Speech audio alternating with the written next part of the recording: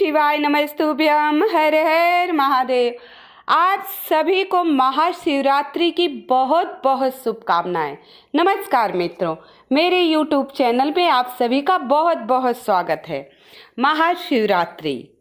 महाशिवरात्रि बहुत ही विशेष शिव पार्वती गठबंधन का दिन है, मिलन का दिन है, विवाह का दिन है।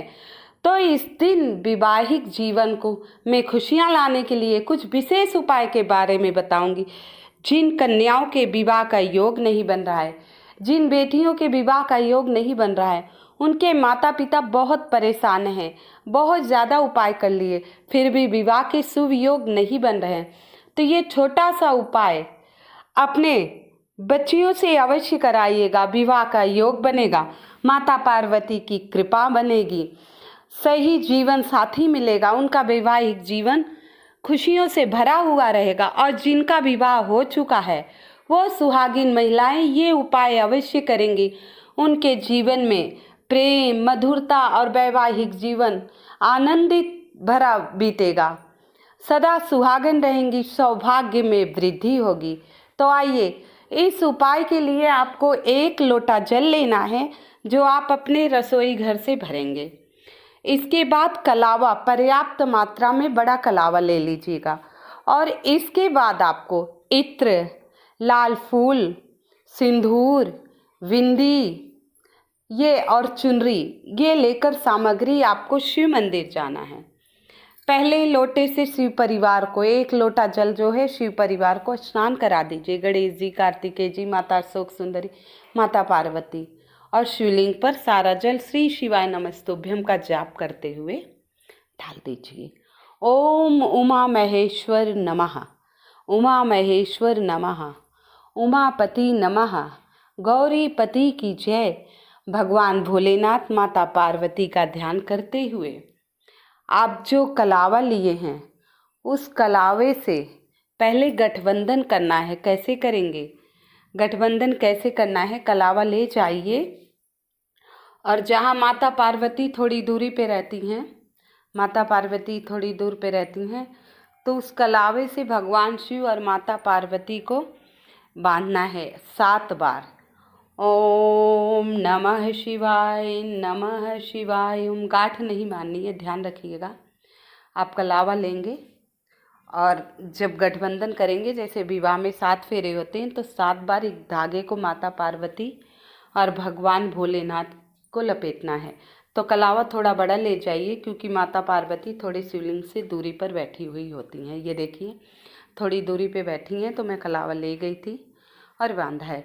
जैसे सोमवार, अष्टमी है, प्रदोष है, मासिक शिवरात्रि विशेष है, लेकिन महाशिवरात्रि प्रभु और माता के विवाह का दिन है, तो ये उपाय आपको करना पड़ेगा।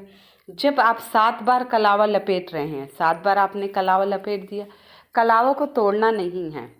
अगर कलावा बच रहा है तो वहाँ छोड़ दीजिएगा। और पर्याप्त मात्रा में कलावा आपको ले जाना है, अधूरा नहीं होना चाहिए। विवाह का बहुत ही शुभ दिन है, तो अधूरे नहीं होने चाहिए। तो आप कलावा थोड़ा सा बड़ा ले जाइएगा। कलावा थोड़ा सा आपको बड़ा ले जाना है, जिससे 7 बार पूर्णतः आप माता पार्वती और भगवान भोलेनाथ का गठबंधन कर दें। माता पार्वती और भगवान भोलेनाथ का आपको गठबंधन कर देना है। इसके बाद 14 दीपक, घी के गोल बत्ती के 14 दीपक आपको ले जाना है। देखिए इस प्रकार आपको गठबंधन करना, 14 दीपक आपको ले जाना है। जब आप 7 बार घुमा के गठबंधन कर दिए, ऐसे आपको गठबंधन करना है। देखिए स्क्रीन पे। तो जब गठबंधन कर दिए, इसके बाद आप दीपक प्रज्वलित कर दिए। 7, 5, 14, 2 जो भी ले गए हैं, प्रज्वलित करने के बाद अब माता की मांग में आप सिंदूर लगाइएगा। नमः शिवाय 2 बार लगाकर फिर अपनी मांग में लगाए। माता के माथे पर बिंदिया लगाइए और चुनरी उठाइए।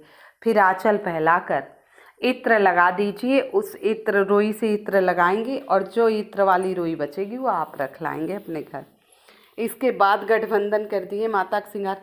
माता से कहिएगा, हे माता मेरे सुहाग की रक्षा करना, हर विघ्न बाधा संकट से दूर रखना, सदा सुहागन रहूँ माँ। मेरी झोली खुशियों से भरी रखना, मेरे वैवाहिक जीवन में खुशियाँ ही खुशियाँ रहें। हर विघ्न बाधा संकट हमारे जीवन से दूर हो जाए ऐसे उमा महेश्वर का ध्यान करते हुए, शिव शक्ति का ध्यान करते हुए छोटा सा उपाय देखिए। ये उपाय महाशिवरात्रि के दिन सच्चे मन से, सच्ची श्रद्धा से करेंगे तो भगवान भोलेनाथ, माता पार्वती आपको आशीर्वाद देंगी। आपका जीवन सदा खुशियों से भरा रहेगा। आपके जीवन में आनंद ही आनंद रहेगा। ये छोटा सा उपाय है, आप लोगों को अवश्य करना है। शिवरात्रि का दिन है तो श्रृंगार के सामान 5, 7, 5 में देखिए मेन हो गया। बिंदी आपको ले लेना है, आलता, बिंदी, आलता, चुनरी, चूड़ी और सिंदूर, ये 5 बहुत मेन हैं। और बाकी जो आप चढ़ा पाएँ वो ठीक है, बाकी आप जो चढ़ा पाते हैं वो तो अच्छी बात है। अगर एक बार माता ने भगवान भोलेनाथ से पूछा, जब नारी संकट में हो, जब बेटियां दुखी हों और उनके आँख में बार बार आंसू आ रहा है तो क्या करें?